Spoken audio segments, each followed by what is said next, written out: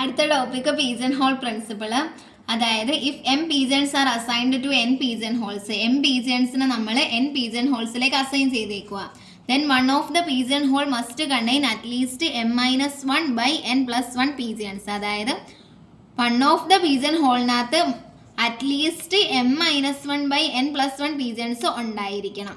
അപ്പം നമ്മുടെ ക്വസ്റ്റ്യൻ എന്ന് പറയുന്നത് find the minimum number of students in the class to be sure that at least 3 of them were born in the same month. അതായത് നമുക്ക് കണ്ടുപിടിക്കാനുള്ളത് minimum number of students in the class നമുക്ക് കണ്ടുപിടിക്കേണ്ടത്. ഇവിടെ തന്നിട്ടുണ്ട്, അതിനകത്ത് അറ്റ്ലീസ്റ്റ് 3 of them 3 പേര് ജനിച്ചിരിക്കുന്നത് same മന്തിലാണ് നമുക്ക് തന്നിട്ടുണ്ട്. അങ്ങനെ minimum number of students in the class കണ്ടുപിടിക്കാനാണ് ക്വസ്റ്റ്യൻ തന്നേക്കുന്നത്. അന്നേരം ഇവിടെ മന്ത് എന്ന് തന്നേക്കുന്നതുകൊണ്ട് നമുക്ക് എന്ത് എഴുതാം? ഇൻ എ ഇയർ, അതായത് ഒരു വർഷത്തിൽ there are 12 months, 12 മാസമുണ്ട്. there are 12 months. Number of pigeon holes, അന്നേരം in A year there are 12 months, ഒരു ഇയറിൽ 12 മാസമുണ്ട്. അന്നേരം നമുക്ക് നമ്പർ ഓഫ് pigeon holes, അതായത് pigeon holes നമ്മൾ എന്ന് വെച്ചല്ലേ പറയുന്നത്, അത് ഈക്വൽ ടു നമുക്ക് എന്തെന്ന് എടുക്കാം? 12 എന്ന് എടുക്കാം. എന്നിട്ട് pigeon hole പ്രിൻസിപ്പിൾ പ്രകാരം by pigeon hole principle at least m-1 by n+1 pigeons ഉണ്ട്. അത്രയും പീജൻസ് ഒരു ഹോൾസിനകത്ത് ഉണ്ടായിരിക്കണമെന്നല്ലേ ക്വസ്റ്റിനകത്ത് പറഞ്ഞേക്കുന്നത്, നമ്മുടെ ഇക്വേഷനകത്ത് പറഞ്ഞേക്കുന്നത്.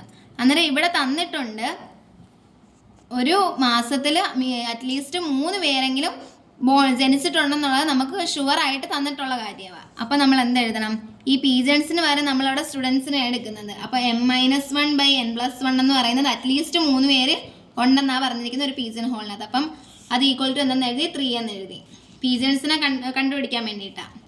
അന്നേരം m-1 by n-ന് നമ്മൾ എന്തെന്ന് കൊടുക്കണം? 12 എന്ന് കൊടുക്കണം, +1 ഈക്വൽ ടു 3 എന്ന് കിട്ടി.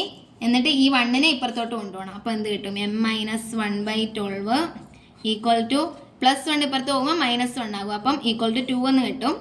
m-1 ഈക്വൽ ടു ഈ 12-നെ ഇപ്പുറത്തോട്ട് കൊണ്ടുപോകണം. അന്നേരം ഡിവിഷനായിട്ട് കിടക്കുന്നതിന് നമ്മൾ റൈറ്റ് സൈഡിലേക്ക് കൊണ്ടുവരുമ്പോൾ എന്താവും? മൾട്ടിപ്ലിക്കേഷൻ ആകും. 12 × 2 എന്നു വരും, 24 എന്ന് വരും.